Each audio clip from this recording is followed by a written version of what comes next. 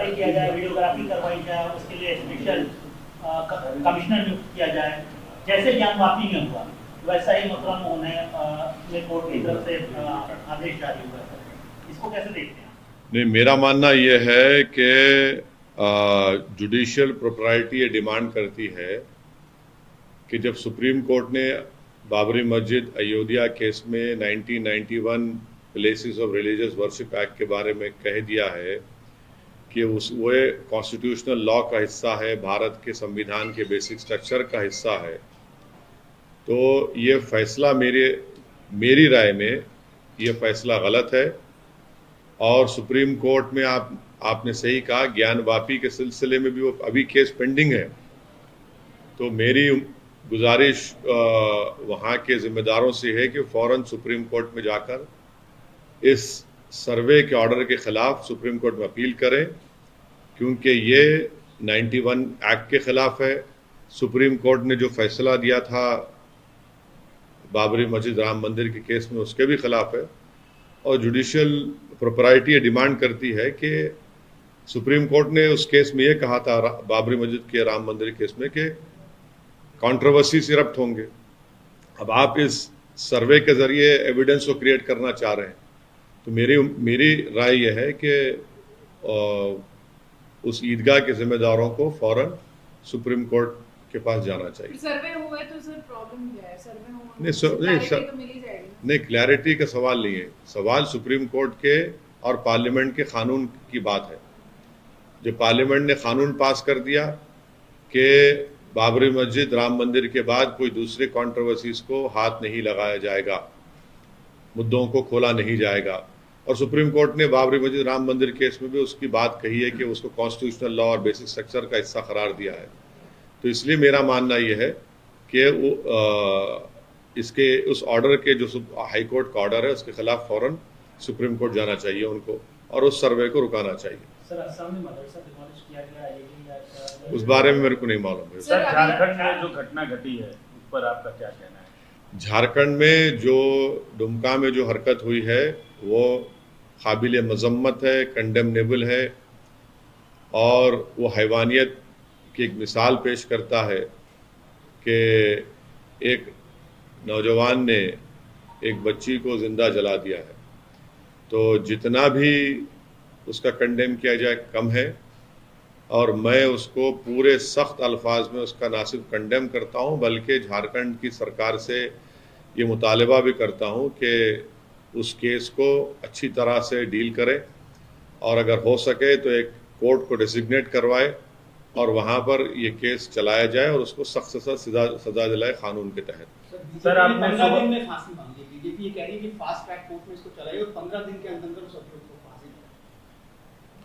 तो ठीक है, हम भी डिमांड कर रहे हैं कि एक स्पेशल कोर्ट बनाया जाए और कानून के तहत उस पर केस चलाया जाए, केस को मजबूती से लड़ाया जाए, और जो सख्त से सख्त सजा हमारे इंडियन पीनल कोड में है वो उनको उस शख्स को मिलनी चाहिए। काबिल यानी जस्टिफाइबल से छोड़िए, ये तो हैवानियत है। ये सर, नमाज पढ़ने को लेकर आपने एक ट्वीट किया है, तो आपका क्या है?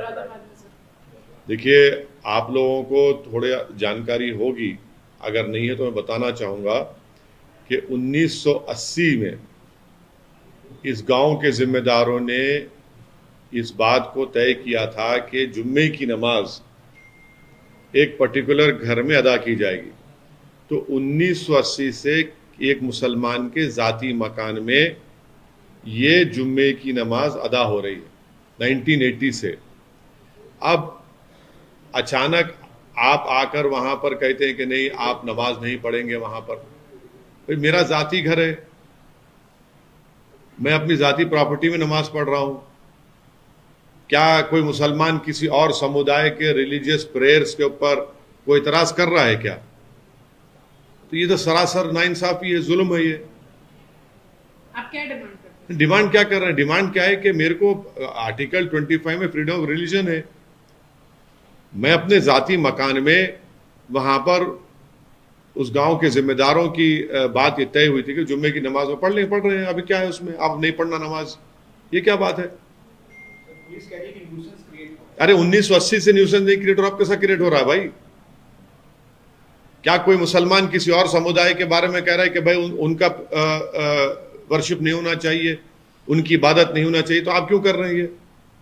आखिर अब अगर मैं घर में नमाज नहीं पढ़ूंगा तो कहां पढ़ूंगा? रोड पे पढ़े तो आप बोलते रोड पे नहीं पढ़ सकते, जबकि सुप्रीम कोर्ट ने कह दिया कि भाई नमाज आप कहीं भी पढ़ सकते, मस्जिद आपके लिए एसेंशियल फीचर नहीं है, सुप्रीम कोर्ट ने कह दिया। अब हम घर में पढ़ रहे हैं तो उस पर एतराज क्या? यानी आप तो चारों तरफ से आप हमको दबा देना चाह रहे हैं। सर राजा सिंह के मामले में सर कर्नाटक में मीट बैन के इशू पे अभी ऑर्डर्स पास किए कर्नाटक की गवर्नमेंट ने और कहा है कि गणेश चतुर्थी के अवसर पर अब वहाँ पे मीट सेल नहीं होगा। बेंगलुरु में जो कर्नाटक की सरकार ने ऑर्डर पास किया वो संविधान के आर्टिकल 14, 19 और 21 के सरासर खिलाफ है। भाई मेरा right to occupation, right to livelihood, right to life और प्राइवेसी, सुप्रीम कोर्ट ने तो यही कहा था ना कि मैं क्या खाऊंगा, क्या नहीं खाऊंगा, क्या पहनूंगा, वो आपका इख्तियार ही नहीं है वो। तो भाजपा की सरकार कर्नाटका में सुप्रीम कोर्ट के जजमेंट के खिलाफ ये फैसला ले रही है, संविधान के आर्टिकल 14, 19 और 21 के खिलाफ उन्होंने ये फैसला लिया। और कर्नाटका में 80% लोग गोश्त खाते हैं। केंटकी फ्राइड में चिकन मिलेगा, मैकडॉनल्ड में बर्गर मिलेगा, होटल में गोश्त मिलेगा, मगर वो जो गरीब अपनी छोटी दुकान खोलकर कारोबार करके अपना पेट काटता है, वो जो छोटे गरीब लोग जो प्रोटीन हासिल करने के लिए अपना गोश्त खाते हैं, आप उनको सजा दे रहे हैं। ये दौलतमंदों की सरकार है ये, और आप तो संविधान के खिलाफ है।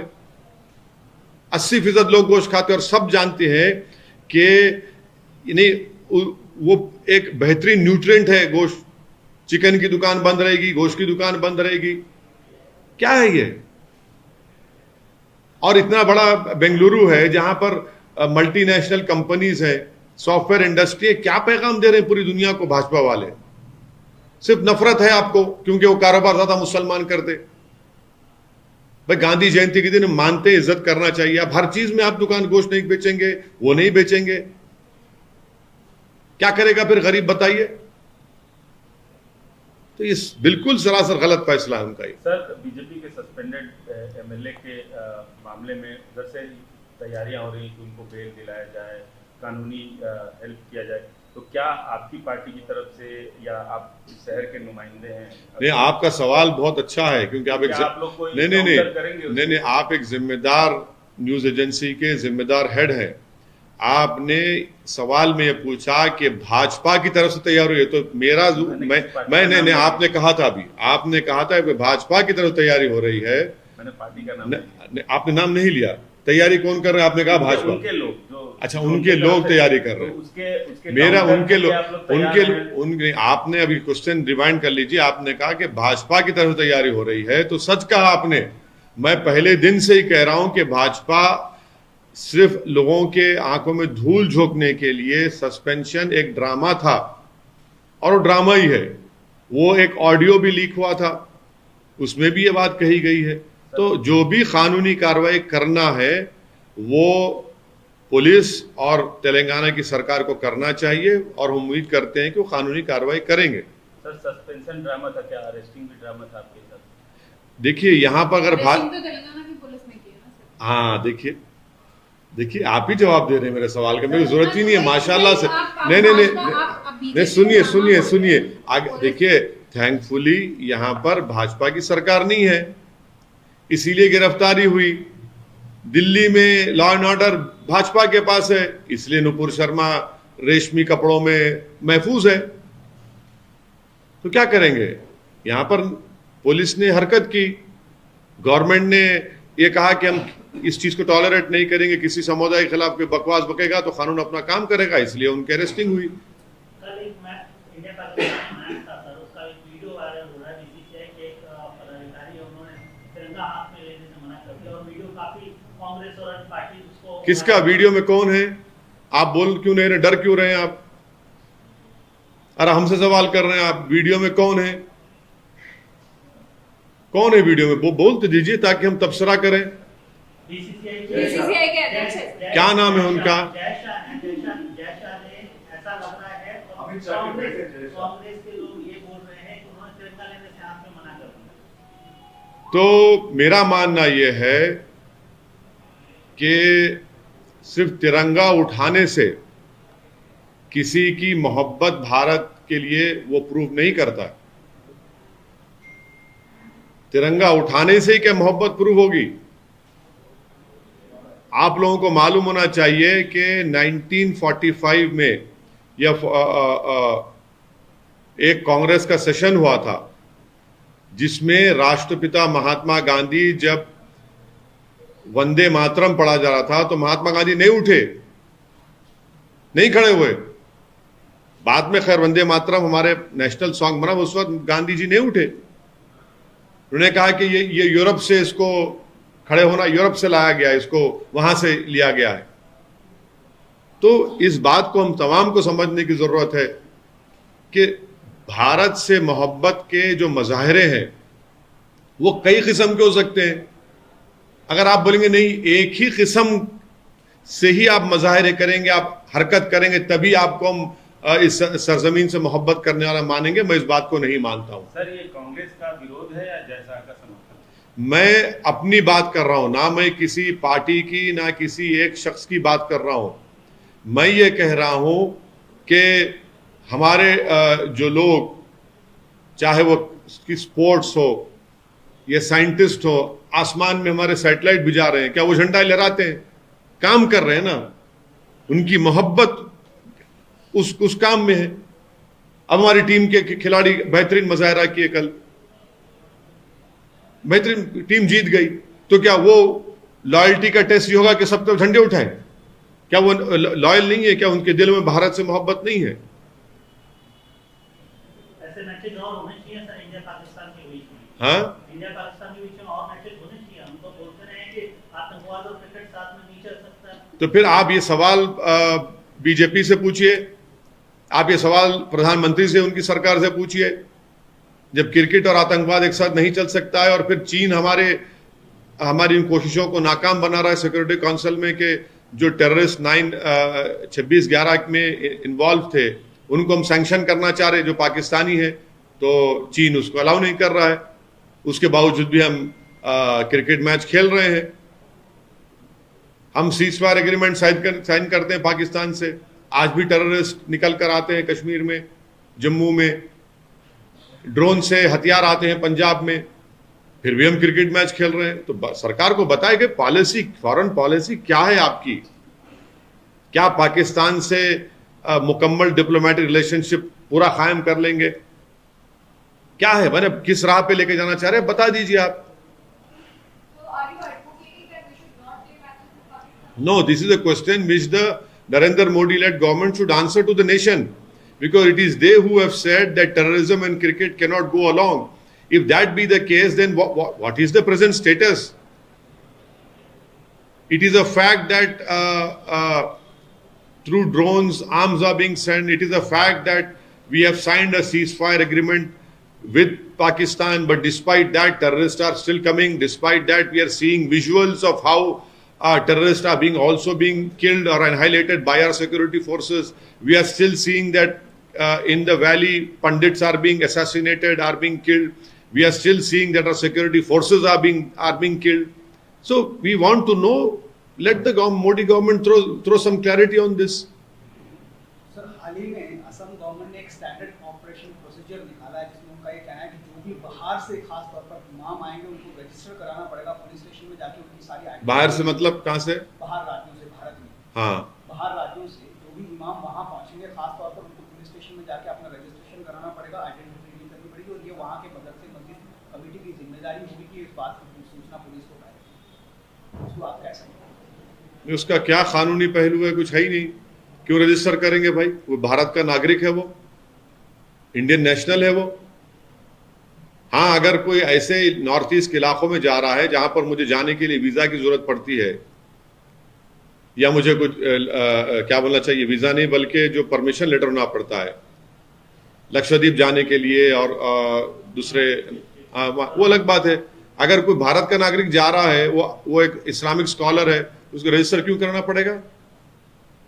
क्या भारत में फ्री मूवमेंट की रोकथाम लगा रहे हैं क्या वहां के मुख्यमंत्री वहां पर? और वो कौन होते हैं किसी पर शक करने वाले? वो क्या भूल गए कि भारत की जंग आजादी में कौन थे? मौलाना महमूदुल हसन, हुसैन अहमद मदनी, उबैदुल्लाह सिंधी, कौन थे लोग? इतने बड़े आलिम दीन ने भारत को अपनी जानें, अपनी जेलों में रह रहकर, माल्टा की जेलों में रहकर भारत को आज़ादी दिलवाई, और हम 75 साल का आज़ादी का जश्न मना रहे हैं। और अब उसी आलिम दीन को, उसी स्कॉलर को आप कह रहे हैं कि तुमको अगर आसाम आए रजिस्टर करना पड़ेगा? क्या हम खराज अकीदत पेश कर रहे हैं जो 75 साल की आज़ादी मना रहे हैं? हम क्या पैगाम दे रहे हैं उन मुजाहिदीन आज़ादी को जिसमें आलिम दीन थे, जिन्होंने अंग्रेज़ों के खिलाफ जिहाद का फतवा दिया कि भाई अगर आप इस प्रदेश में आएंगे तो रजिस्टर करना पड़ेगा? सरकार का तर्क यह है कि बाहर से आने वाले लोग आतंक से, कौन से बाहर के लोग? क्या? अरे भाई अब ये बताइए, जितने वहां पर जो मिलिटेंट ऑर्गेनाइजेशन है, क्यों बाहर के लोकल हैं वो, जिन पर सरकार ने उन पर पाबंदी आयत लगा दी, जो बांग्लादेश में बैठे हुए हैं? उल्फा कहां की है? वो टेररिस्ट ऑर्गेनाइजेशन है, आपने पाबंदी लगा दी, मगर ये तो नॉर्मल ह्यूमन बीइंग है, इसका कोई ताल्लुक ही नहीं है। कोई ऑर्गेनाइजेशन को अगर आप बैन कर रहे हैं तो समझ सकते बात को। कोई इस्लामिक स्कॉलर है, कोई मौलाना है, कोई आलिम दीन है, कोई मुहद्दिस है, कोई मुफ्ती है, बाहर से आएगा तो क्या उसका वो करेंगे? क्या गलत है ये बिल्कुल। मदरसों पे आरोप लग रहे हैं कि मदरसों पे आरोप, ये तो झूठा आरोप है, झूठा आरोप है। आप पूरे मदरसों को बदनाम कर देंगे क्या? कितने मदरसों को बदनाम करेंगे आप?